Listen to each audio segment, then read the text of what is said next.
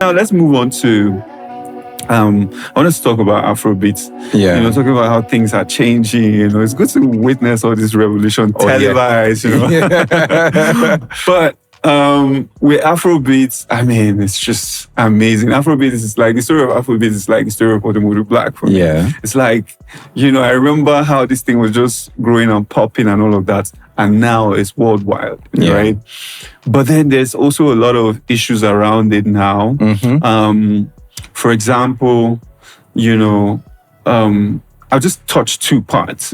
For example, people wanted to define Wizkid is the template of what an Afrobeat artist should be like. Exactly. Superstar. He is the template. He's the format that everybody followed. Everybody, everybody had to grow. That is the format. That is the sample. You just go there. Oh, you do this, you do that, you sing like this, you sing like that, you dress like this, you make this kind of sound, you jump at this kind of beat, connect with this kind of people, you're going to get it. That is Wizkid. Wizkid literally showed us what that person is supposed to be like. You get my point? So you can't take that away from him. Anyway, let's switch to another side of Afrobeat. Cool. I actually feel like we built something and we should decorate it. We built something, we should decorate it, we should improve on it. We should not take a piece on it. Yes. And because we keep taking a piece on our culture, on our music, on our sound, is the reason why a guy like Tony Tetula, who popped back in the 90s and the early 2000s,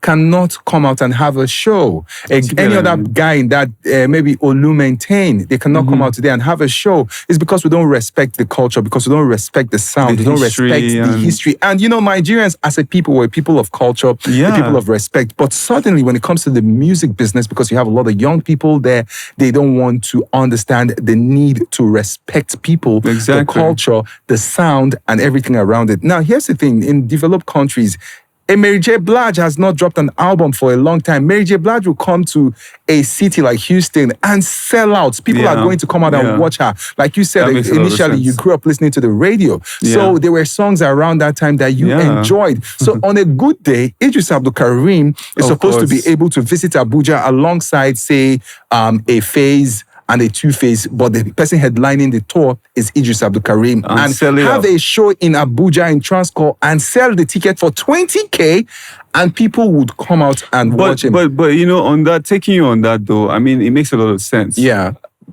The other flip side of it is maybe they're not doing the work. The reason why I say, because the thing about music business is that nobody really hands you anything. You have to, I feel like maybe, I'm not very sure, but maybe some of them are also not, they've probably resigned, or they are in a state where they're not either willing to do, work with the promoters and get these things done. Because really, if Idris Abdulkareem is actually putting on a show in Abuja, I'll go. Because I want to have that nostalgia. I want to, So if we don't respect the culture, if we don't protect the art, if we don't safeguard it, same thing is going to happen for a Wizkid, a Burna Boy, a Davido when they are in their 40s and in their 50s. You get me? It's going to happen to them. When they're in their 50s, they really don't care about music anymore. They're doing other things with their lives. True. But there are people who grew up on their music, on their sound. So a Davido 20 years from now should be able to come to Abuja and we hear live in Abuja performing, and we will all carry our girlfriends that would be our wives, and even our kids, and our kids that say, you don't know what you're saying.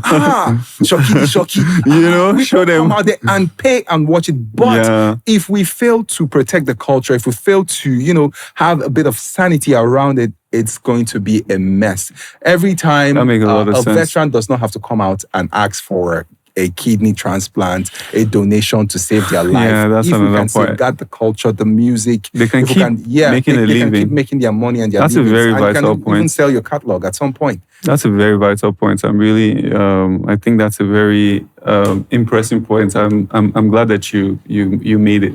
Another thing I want to talk about, still talking about Afrobeats, protecting the culture and all of that. Yeah. You saw the Guess the Singer show on YouTube. Oh yeah, I did. With Lucas Zuccotti. Yeah. What was your thoughts about, first of all, seeing Lucas Zuccotti, doing or saying he's an Afrobeat artist and making Afrobeat music, and how Burna Boy also, Dismissed him. I like how you put it.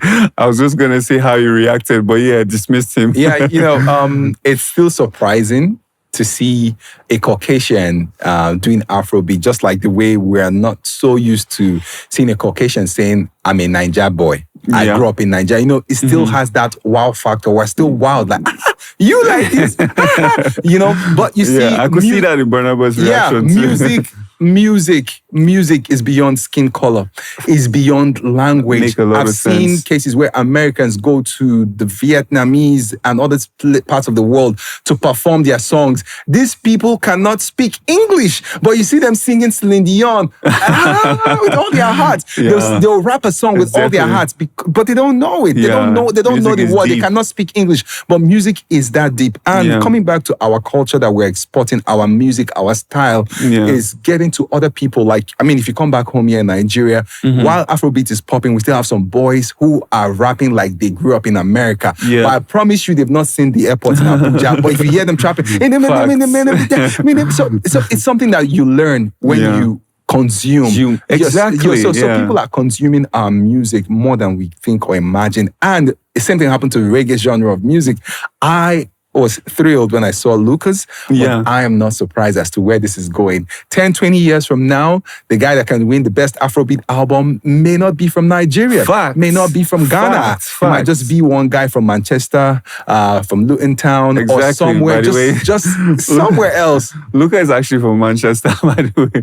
I'm actually very happy with the likes of Lucas Zukoti. Like, it's just like, it's almost like dream come true on another level to hear people actually embracing Afrobeats that way. And his last track called Ufunaya, man, bro, that song is going to compete with any song out now. I'm telling you, it's really good. It's really good. I have heard it as well. And I think I had a similar conversation with my colleague. I pointed at Rotimi. I was like, Rotimi, he's from here, he's Nigerian, but I think he has more advantage. He's tapping into Afrobeat. We saw it on Make You Say. He has another song called Sade. Really, and I'm like, don't be surprised if this is the guy that is going to get us as a people to where we're supposed to go to. I'm just excited for where Afrobeat has gotten to see our culture. Like you said, even in Asia, like you see, at least in Asia, I see the dance. They're jumping on the dance every time a Afrobeat dance trend comes out. So I'm really, really excited about that. One thing I wanted to ask you also is in the Abuja music scene right now, who are like, let me say top four. Oh, your favorite four. My favorite four artists. Or three. Let's make it three. Make it harder. Okay, I think I'll put these people because they are not on this list. I'm just going to call them worthy of mention. One of my all-time fave is Psycho YP. Psycho YP. Psycho YP. I remember the first time I encountered Psycho YP. He came to the station. I was like, oh wow, they invited me over to. But you know what? I think it's not fair to actually put Psycho because Psycho is already an export. That's what I'm saying. Like, I'm going to get to my list. I'm just mentioning my favorite. Okay, all right. So Psycho YP is there. Who else is there? Psycho YP is there. Odumodu is there. Definitely. And then SK Level is there. SK. I'm a big fan of SK. I love the sound. Honestly. He's unique. He's in a league of his own, so to say. So these three people, they are my faves. Like the first two, they've been exported completely. I would love to see SK on that level. Again, I think I'm a fan. Shout out to SK. I think he has a new dance. I think he has kicked down the door, man. I think the door is open now. So cool. So now tell me. top three guys I have a feeling. 3, 2, 1 or 1, 2, 3. I mean, however you want to go. But okay, so let's go. Let's go 3, 2, 1. Okay. 3 on that list is E19. Interesting. Yeah, he's really. See, that's why I like to ask these questions because I don't really know him, but I'm gonna check him out now. He's brand new. I noticed he's popping his songs. Literally, almost getting good exposure. I've heard it a couple of times. I've seen it on the gram. He has a song E19. called Abuja Girls. The name is spelled E19TN. I think I heard that Abuja Girl track. It's just I didn't. Okay, cool. E19 is there. 3.